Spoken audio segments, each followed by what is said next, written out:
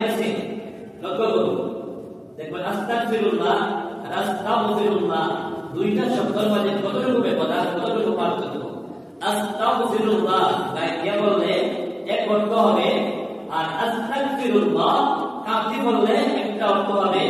যে অর্থটা খারাপ আপনার ঈমান আমল সব নষ্ট হয়ে যেতে পারে বলে নাউযুবিল্লাহ সারা দরকার নেই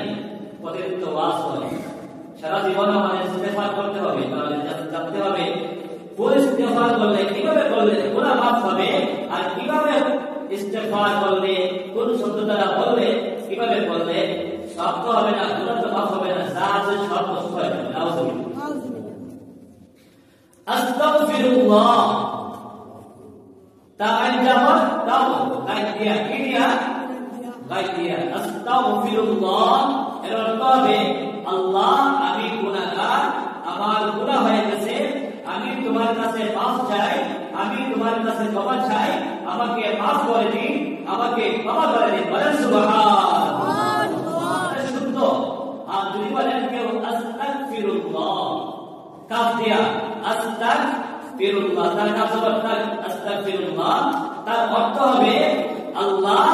আমি কাফির আমি কুফরি করি আমি অস্বীকারী বলে নাউযুবিল্লাহ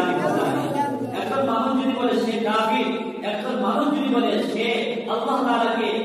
অস্বীকার করে আল্লাহ তাআলার সাথে কুফরি করে তাহলে বলেন সে ব্যক্তি মুসলমান থেকে কাফির হয়ে যায় সে ব্যক্তি কাফির হয়ে যায় আর কাফিরের ঠিকানা জাহান্নামের মধ্যে কাফিরের ঠিকানা কোথায় মধ্যে জাহান্নামের মধ্যে আল্লাহ তাআলা সূরা বাইনা 30 নম্বর বারের মধ্যে বলেছেন ইন্নাল লাযীনা কাফারু من أهل الكتاب والمشركين في نار جهنم خالدين فيها যারা আহলে কিতাব আছে যারা মুশরিক যারা কুফরি করে তাদের প্রত্যেকের ঠিকানা জাহান্নামের মধ্যে বলে নাউযুবিল্লাহ তাহলে ইস্তিগফার করতে গিয়ে এমন শব্দ বলবো না এমন ভাবে ইস্তিগফার করব না যেইভাবে বললে আপনার সওয়াব নষ্ট হয়ে যায় ঈমান নষ্ট হয়ে যায় কুফরি গুনাহ হয়ে যায় আপনি নিজে জাহান্নামে হয়ে যান এমন বলা যাবে না কিভাবে বলবো আস্তাগফিরুল্লাহ সবাই আস্তাগফিরুল্লাহ তাগান জবর তাও বলতে পারি তাগান জবর তাও তা ভাই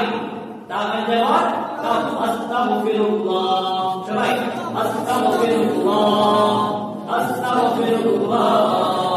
ইন্নাল্লাহা গফুরুর রহিম আস্তাগফিরুল্লাহ